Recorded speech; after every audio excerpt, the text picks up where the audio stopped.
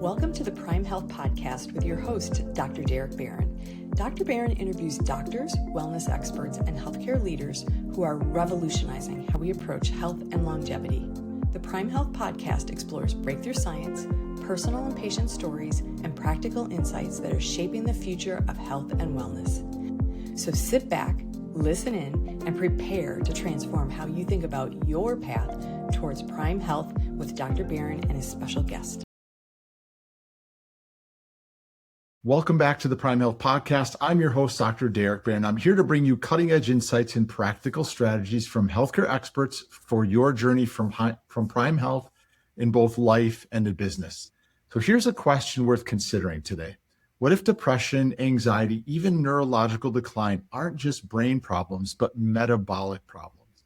Susan Spear of Nutritious Insights and I will explore the emerging field of metabolic psychiatry and why food and metabolism may play a bigger role in mental health than most people realize. And yes, when you hear metabolic psychiatry, I'm extremely excited to learn more about this, just like you are.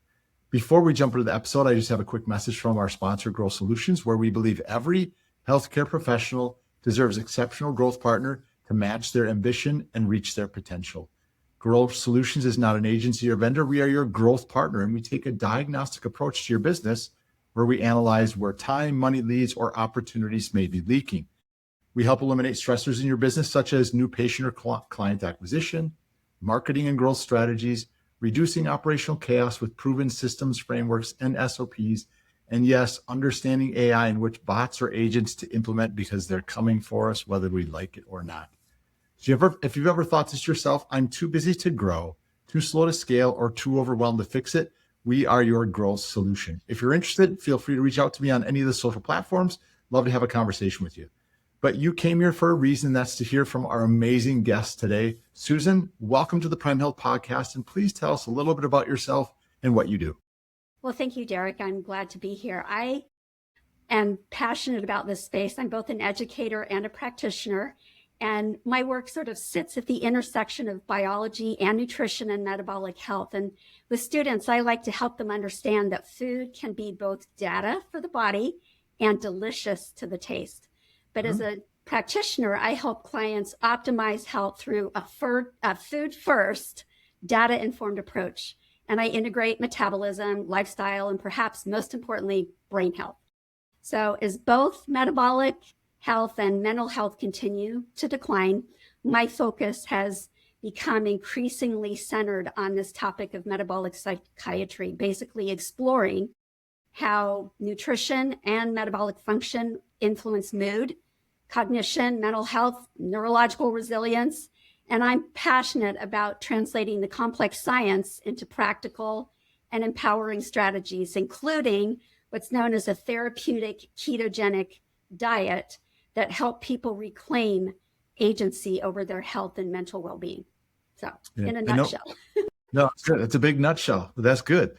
We've spoken before about this prior to this, and I can't wait to learn myself more and have other people learn more about this, but I want to kind of step back a little bit. Was there a moment in your life that said, I do want to kind of choose a career that's healthcare or medicine oriented? What was kind of that trigger? Well, I was always interested in the sciences and thought at one point I would go to medical school, but I found myself increasingly drawn to the field of nutrition, the fundamental processes of what builds our body, what makes health. And I just couldn't pull myself away from the nutrition avenue. But this became even more personal in terms of where the direction of my practice began to focus. So I'm going to share at this point the very personal moment where the unimaginable happened. The diagnosis of bipolar disorder in my 19-year-old son, brilliant, talented, and yet increasingly tortured with symptoms that left him broken, unpredictable, and on a constant treadmill of medication changes. Was it a horror show? Yes. But he was one of the fortunate few that got enough stability to finish college, get married, even create a brilliant and successful career, becoming a vice president of finance by the age of 30. But despite his diligence with medication, the mental struggles were constant and the weight gain formidable. His mental and physical deterioration continued, and he retreated deep into his illness with little communication by his 30th birthday. He lost his battle with bipolar disorder on January 31st of 2025, just a few months before his 31st birthday. And I couldn't stop asking why the medications couldn't help more, and outright failed in the end. We had done all the things, the therapy, the checking for nutrient deficiencies, protecting his sleep, and in and out of psychiatric units. The search for better treatment never stopped. But about a year before my son's passing, I began to encounter a different source of information demonstrating the link between metabolic health, mitochondrial function, and brain energy. And this missing link became clear. My son was gone, but I have learned there is a better way, beginning with the food on your plate. And for all of those who struggle with mental health or have a family member who does so, I want you to know there is a meaningful path forward that's possible, beginning with metabolism, that the ability to profoundly impact and your mental health and have hope is real. So I hope that that sort of explains my passion and my commitment to helping others with metabolic psychiatry. Yeah, Susan, I from the bottom of my heart, I appreciate you sharing. It can't be easy. It's still fresh, I can tell. But I know, as we spoke before, and just hearing this now, when you say it's your passion, it's your son's working through you and through these moments. So I only wish you the best, when you have to deal with that. And I hope that what we're going to share today can maybe stop somebody else from having to go through what you went through. I think that would be a great ability of what this podcast has the ability to do, and it would honor your son. So I do appreciate you being open with this. If you ever need time, just let me know. And I'll give you that, because I want to respect that for you. But I do want to, I said the words metabolic psychiatry earlier, and I know that's what you deal with, and that's where you're kind of leading to. Can you please give us your overview on what that is? So metabolic psychiatry is sort of a niche in the psychiatry sort of field. And although that, so let me distinguish also between psychiatry and psychology. And I think that's an important distinction that many people sort of aren't clear with. And psychiatry in this country is defined by somebody who's actually gone to medical school and has a medical degree, an MD, that prescribes medication and deals specifically with disorders of the brain or neurologic function. Whereas a psychologist deals more with the therapy, talk therapy end of things, and they do not prescribe medications. But both are needed in the field of mental health. So in the case of my son, very clearly up front, his psychiatrist who prescribed medications made it abundantly clear we also needed a psychologist for the talk therapy, that wasn't the avenue that he would specialize in. So we did both of those things. But the missing piece that his psychiatrist actually kind of leaned in on to me and sort of hinted and pushed me was, what about the nutrition?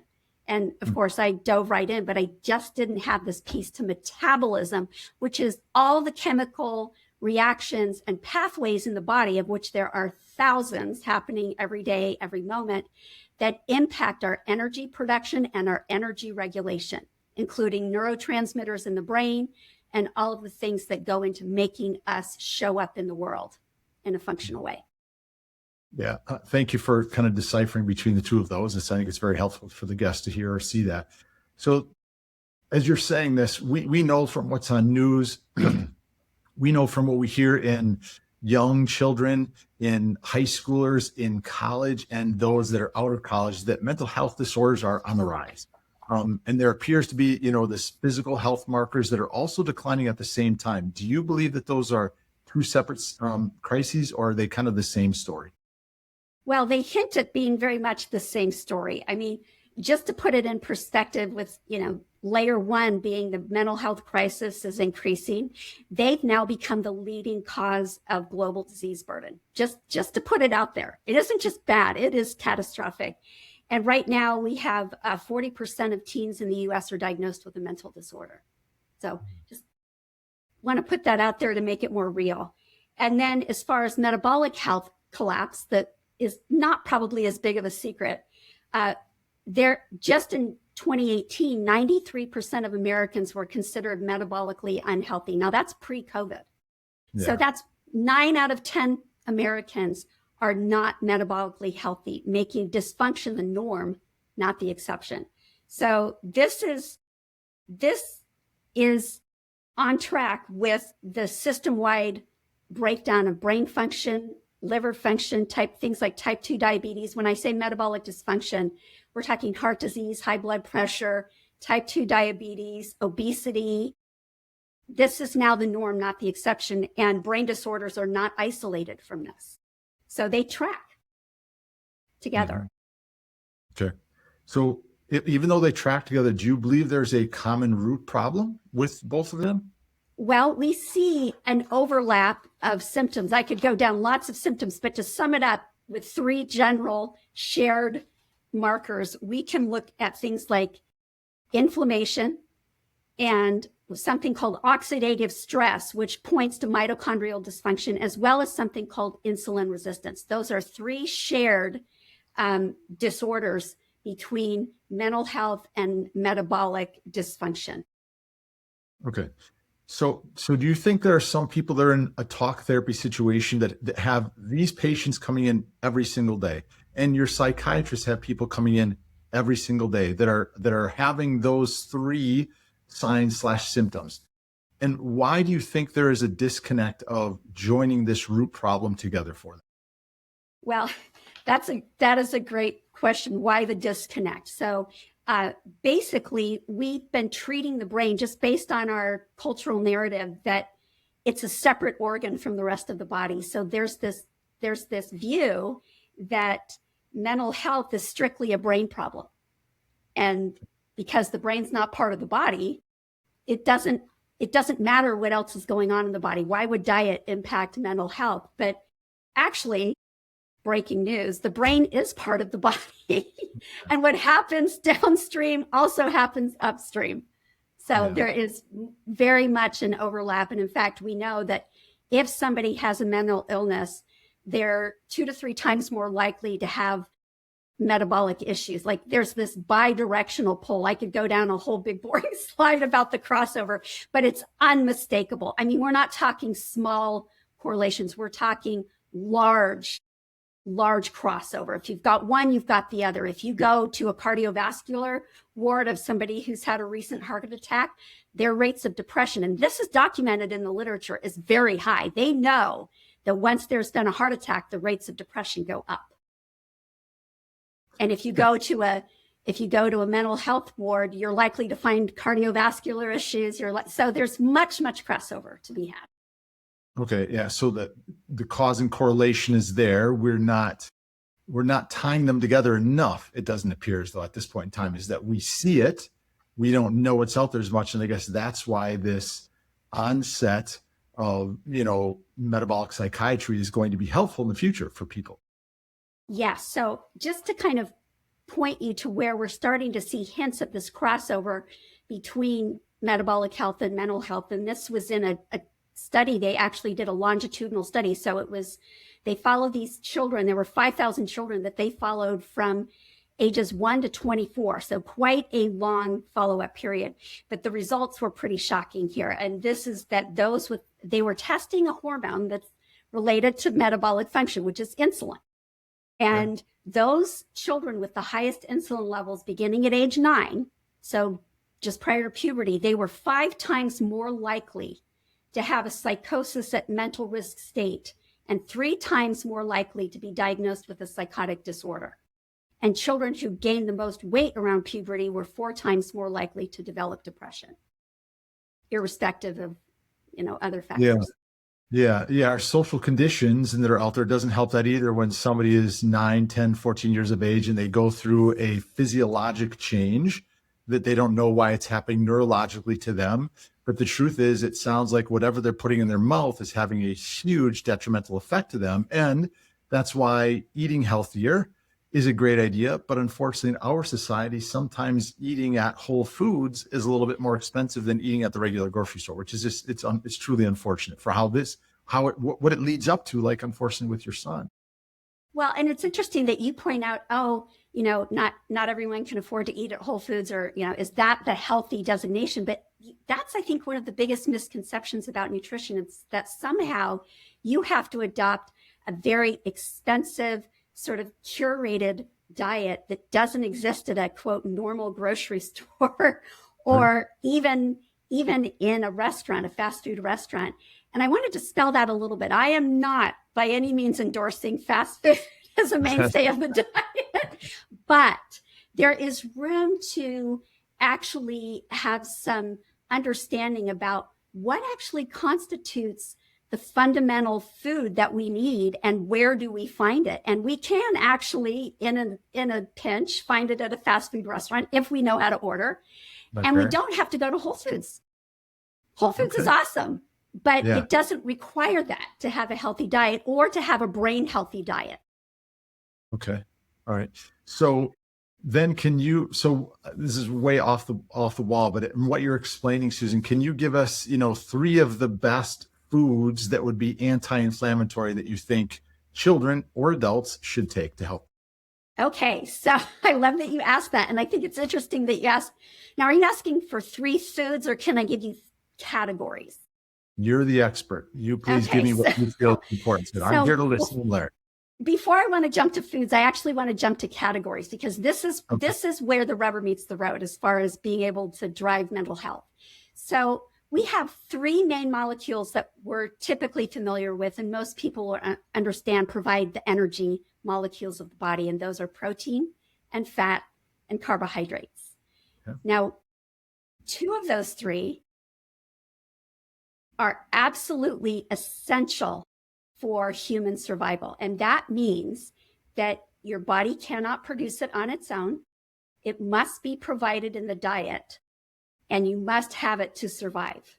Those are the 3 criterion for being an essential nutrient. So that's actually a real scientific term, an essential nutrient. So I just said that only 2 of those 3 molecules are actually essential for human survival. So I'm going to go out on a limb and ask you a question. Which one do you think is not necessary? I'm going to go. I think I know what it is, but I'm going to go with what I think people are hearing more out there, where we should be cutting carbs out of our diet as much as possible. Now, I don't want to demonize carbs, but I want to sort of offer that shocking sort of statement to get the attention that this deserves. And that is that we require protein and fat. We do not require carbohydrates. In fact, we don't require any carbohydrates, even athletes at any time, in order to have optimal health. Now, that doesn't mean we can't eat them, but we need to understand physiologically and biochemically what's required in the human diet. And so understanding that means that we can more honestly approach our nutrition to leverage it to our benefit instead of things that might get in the way. So I think you know where I'm heading with this, and that is that protein and fat are foundational, and they can be purchased at any grocery store, right? If you know what you're looking for. Mm-hmm. But unfortunately, we have a love affair of epic proportions. And I say that a little tongue in cheek because we are becoming epically large with carbohydrates. That doesn't make them evil. It just makes them misappropriated in the diet. So I have a line that I use often with people that around carbohydrates. And I say protein and fat are essential, but carbs are for when the hunt fails. So it doesn't mean that you can't eat them, but they need to be closely monitored and used appropriately in order to not derail our health. Okay. Love that. So you need to have that little one sheet in all of the offices that deal with people in, the psychiatric component or the psychologists that are there. so they can look at that and kind of share that information, because I'm sure when they're sitting out in the waiting room, there's a granola bar to chew on if they need to, or there's a couple of candies that are there to suffice themselves until they get in. So thank you for sharing your knowledge in that. I want to jump back into, I think it will still play on this, but it appears as though there is a combination of chemical imbalances and then energy insufficiency at the cellular level.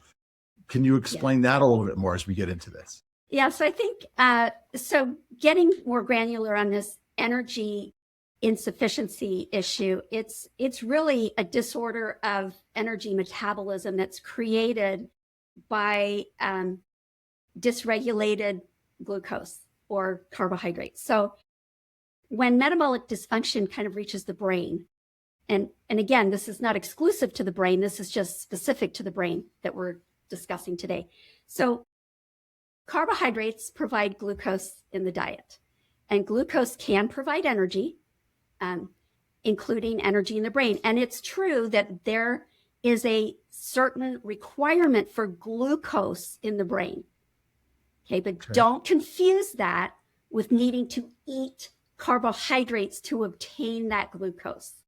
This is an important distinction that needs to be made. And this is where so much confusion arises, is that yes, there are several cells that require, they require glucose only. They can't use other fuels, but the glucose does not have to come from the diet, because your body is brilliant and it has the capability to produce glucose from protein and fat when required. Okay, so let's be clear on that. So now as we're going into what happens to the energy, it basically becomes a glucose dysregulation problem.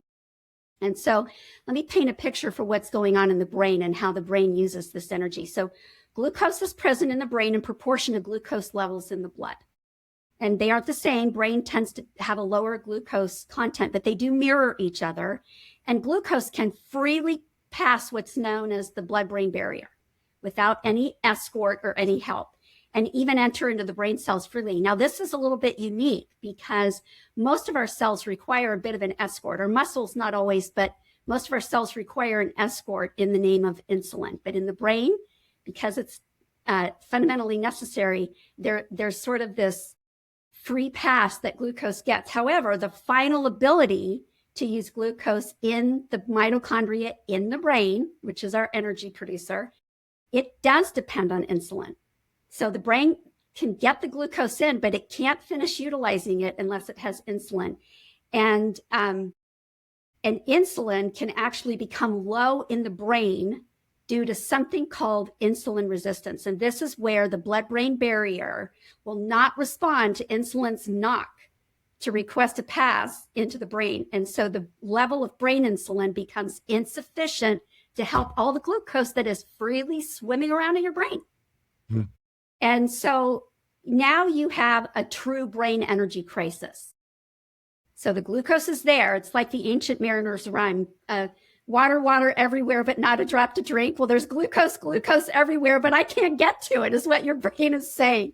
So the brain energy is not about low glucose. It's about being unable to utilize the glucose already in the brain because of something called insulin resistance. So why does this happen?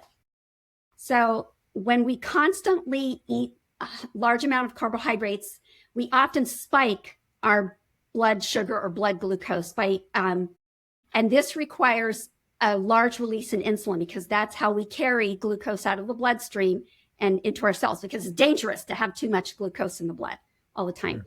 So we're constantly spiking our glucose, constantly spiking our insulin. And over time, the cells become full of sugar or glucose, and they're like, hold off there, I can't hold anymore.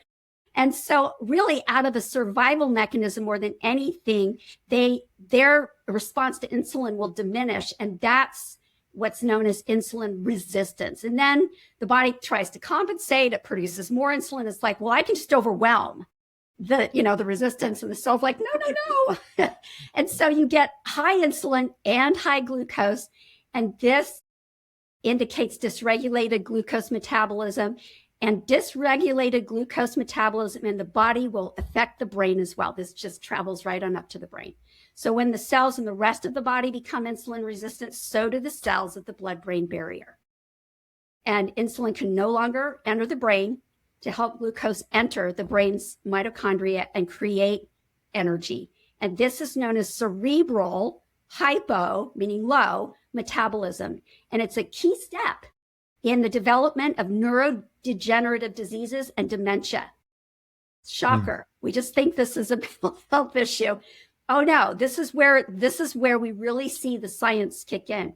So dysregulated glucose metabolism or hypometabolism precedes the onset of cognitive symptoms or decline. And these can include migraines, epilepsy, dementia, Alzheimer's, Parkinson's, vascular diseases, bipolar disorder, schizophrenia, and any other neurological dysfunction, including ADHD and anxiety and all of that.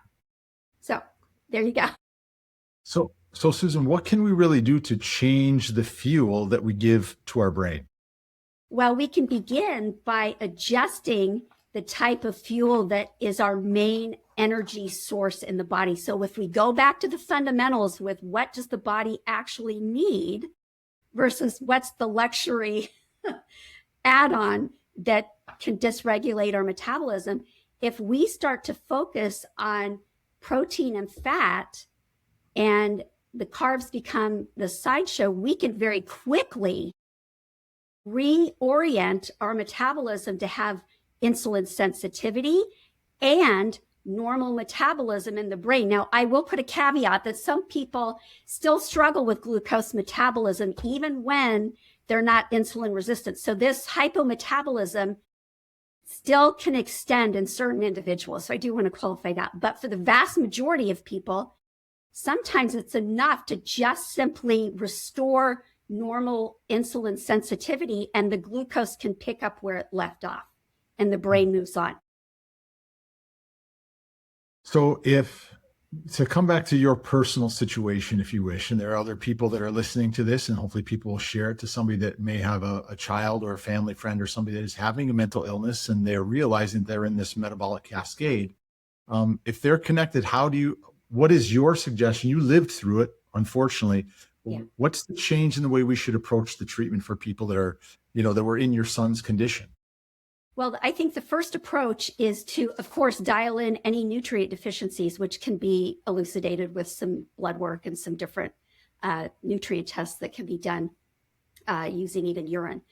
But first and foremost, address any nutrient deficiencies. So I think it's important to kind of categorize how mental illness gets diagnosed first, because there isn't like one final blood test that says, well, you're bipolar or you're schizophrenic. It's a cluster of symptoms. And so this is what makes it so frustrating. And there could be multiple reasons that those symptoms that indicate schizophrenia or bipolar can be labeled as such, but sometimes it's a nutrient deficiency. And that's what I started chasing initially with my son, hoping that that was the issue. Sometimes it's a deficiency in folate and B12, straight up, and you fix that and you're fine. Okay. But unfortunately, if it's beyond that nutrient deficiency, the frontline intervention ought to be, is there something with their metabolism that's getting in the way of their brain's ability to use glucose and therefore utilize and balance neurotransmitters and be able to produce the necessary regulation and stability that you're after? Because at the end of the day, this is an energy and regulation problem. The neurotransmitter imbalance approach is not invalid. It's just downstream from the metabolism. Like what's causing that neurotransmitter imbalance? Okay. And so going through and saying, well, what impacts that? Start with a protein target, because protein above all else is a building molecule. It builds neurotransmitters. It builds hormones. It builds your bone. It builds your muscle. It is the construction zone. And 40% of Americans don't get enough protein. So you've got to start by meeting your basic building blocks and including fat. So unfortunately, I'm not going to call them guidelines or recommendations. That's another topic. But those suggestions beginning in 1980 flipped the script on, having low fat Protein was kind of marginal, but it focused on a large intake from carbohydrates, and we're still suffering from it. That is the 9 out of 10 people not doing well, right? So with that in mind, you have to address, well, what is enough protein? So I start with that. You always lead with protein because you can build nothing without protein. Then we focus on fat because fat also builds hormones. In fact, cholesterol is the master ingredient. And downstream from all of that are your hormones. And then, of course, your neurotransmitters can be a mix of proteins and fat and combinations. So getting that dialed in is paramount. And then we focus on the most important lever with glucose metabolism in the brain, and we're checking insulin levels. So people will check fasting glucose, but that's a late stage indicator. Insulin can be elevated, meaning you can be resistant to it 10 years before somebody's ever diagnosed with type 2 diabetes.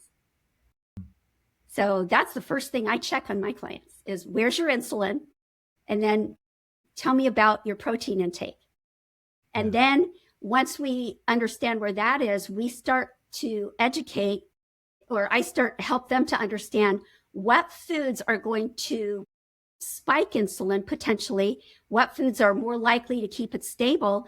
And the question becomes, how carb tolerant are you? First, they become carb aware, and then we want to understand how carb tolerant they are. But at the end of the day, this is about nourishing the brain.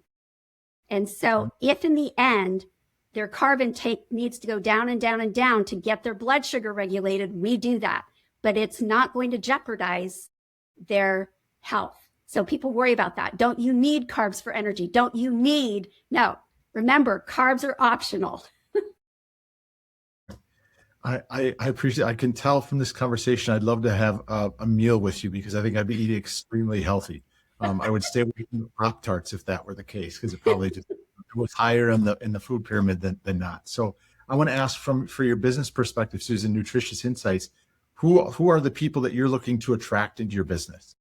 So I am looking for people who want to optimize their health. That's kind of been my main focus, but I do have this special spot for those who are struggling with mental health because it is such a challenging situation, not just for seeking treatment for your loved one, but also your own stability and resiliency in amongst that challenge. So I open it up to people who are interested in exploring the capacity that their diet has to influence every aspect of their health. We want to tend to say, well, this is good for this particular condition, but the beauty of metabolic therapy and specifically therapeutic diets is that they aren't limited. They aren't bound by, well, this helps the brain and this helps the heart. It's literally a one size fits all. So I love this about what I do. And in that light, I'd like to share one of my favorite clients is actually a world-class triathlete with Ironman. So I've been working with her for the last, I think like 3 or 4 years. I've lost track. But when she came to me, she had been a podium competitor for years and just was crushing it. But she actually began to have some issues with her energy metabolism. She was used to being able to work out and just, have no problem with recovery and have endless energy. And she basically began to realize that in fact, one of her last races, she crawled across the finish line and she's like, this is not okay. And she found me through a series of connections and we began to work together. Now, in the beginning, I wasn't looking to necessarily make her a completely keto adapted athlete, but in the end, that's what happened. So this last year, she competed in Lima, Peru and won. She medaled on the podium and won her division for the World Ironman competition. And she actually does what you could consider this therapeutic ketogenic diet that would be for mental health, but she does it for athletic competitions and she's crushing it. Really? She's loving it. So her pre-race meal, ready for this? This will shock. She does not carb load. She does not do lots of goo gels. She has a double cheeseburger, no bun, and an avocado. That is her pre-race meal. and she no longer has the GI distress. She can go for miles, and she's loving it, and she feels deeply satisfied. So there's kind of an interesting side story of success with an athlete, but it carries over into the mental health sphere, that this is a wider application than just mental health. But it's, can you put type 2 diabetes in remission? I do that. I have another client who for years, and she also struggled with mental health, had to bring a seatbelt extender. She's 30 years old, had to bring a seatbelt extender onto the plane. And after working with her for several months, she forgot her seatbelt extender on a plane. And she said, I panicked. And then for the first time realized in years, she didn't need a seatbelt extender. Wow. That was game changing for her. Yeah. Talk about a positive mental shift for her, going into that fear, but then coming out being so positive. And that's just reinforcement of the work that she did and the work that you did with her. That's fantastic. That's a great story. Thank you for sharing that. I do appreciate it. Yeah. So you have your nutrition side of the business, and you also have the mental side of the business. You've shared tremendous information. I appreciate you sharing your personal story, but if somebody wants to learn more about you from either one of those avenues, where would you like them to go to get more information for you?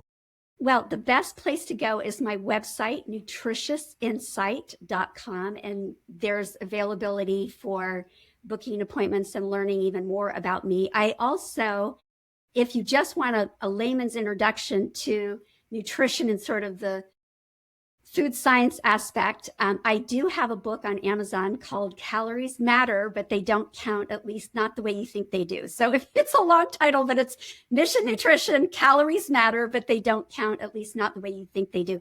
Now, I released that book in 2018 before I had the metabolic psychiatry certification under my belt. So I stand by that book. But if you were dealing with a mental health crisis, we would go deeper and we would be less permissive with carbohydrates. But I do explore this idea that you don't require carbs. But that's available on Amazon or Audible. And that's a good resource. I wrote that after teaching nursing students for several years, recognizing most people don't even have their head around what a basic fundamental nutritious diet looks like. So I try and break that down. And then other than that, yes, I see patients online or clients online nationwide. And I also work with executive leadership teams. So if you have a small business and you have a leadership team that wants to engage, that's another avenue where I work with leadership teams to help them up their game metabolically so they can up their game in the business environment. Everybody needs that. That's thank right. you for sharing. Yeah, thank you for sharing that, Susan. I'll make sure that we share all of your links in the descriptions in the videos and or the audios that we send out. So 2 last questions. You've given us a great amount of insight already, but if you could give us one piece of advice that would affect our health in a positive way, what would that advice be? That advice would be to begin your day with protein and fat and skip the carbs. So if you do nothing else, even if you eat your carbohydrates later in the day, and this is something I do with my students, I give them the break fast challenge. So Some of you may say, I skip breakfast. I'm like, whatever meal is breaking your fast after your overnight sleep is your break fast meal. So I challenge people to skip the carbs. Oatmeal and orange juice are not healthy, and focus on the protein and fat, and specifically even animal protein. I know, gasp. But that's actually fundamentally more absorbable and more, the amino acid ratios are better. But that is my one piece of advice, is get your protein dialed in and your fat dialed in, and then the carbs can take the sideshow where they belong, and you're much more capable of reining in proper glucose metabolism. Yeah. Thank you for that. Break fast. I love that. As somebody that does do fasting, but I like how you approach that. Last question for you, Susan. You've been a great guest here on the Prime Health Podcast. What is your definition of Prime Health? Prime health to me is optimal health. It's not just having health that gets you by or avoids disease. It's having vibrancy. It's being able to show up to deliver your best gifts to the world. So that means being nutrient replete and being able to age into experience and wisdom and not decline and brain fog. Yeah, thank you for sharing that. And Susan, I really do want to say thank you again. I appreciate the passion that you have. It started with the passion of nutrition and what you were doing. And unfortunately, you had the circumstance in your personal life dealing with your son, and you realize that there's more out there for people, and you've wanted to try and help others to not, go into that situation themselves where they're losing a loved one, maybe not permanently, but they're slowly stepping or fading away. So the metabolic psychiatry that you talked about is, again, amazing. And I mean, this opens my eyes to what's out there, what needs to be done. We hear a lot about anti-inflammatory diets, but never have I heard it in the way that you're expressing it, how it can help, how it can hurt us or harm us from a mental health approach. So I do appreciate that. And I always ask people, when you're watching or listening to this, if you know of anybody that's experiencing anything from the tips that Susan gave us, please do share this. One person, 3 people, whatever it may be. If it can affect their life in a positive way, please do share this. It's a mission and a passion that you can see that Susan has. She's been through a lot of pain. She still experiences it, as you could tell at the start of the show. And, it's unfortunate. She doesn't want other people to go through what she had. So please do that. We'd love it selfishly if you'd subscribe to our podcast. We want to have more amazing guests on to share this information and share it out. But as I always say, until next time, remember that we are on a true wellness journey that we're all on together. Now, whether you're taking charge of your own health or others and guiding them, every step forward matters. So please do stay committed to your Prime Health journey. And again, Susan, thank you so much for being an amazing guest here on the Prime Health Podcast. Thank you so much, Derek. And I do want to add one last little quick thing. Metabolicmind.org is another resource that if you want more information and more resources, please look them up. Great. I promise you we'll share that inside of the show notes as well. So thanks for sharing that again. Thank you. Susan, thanks for being a great guest.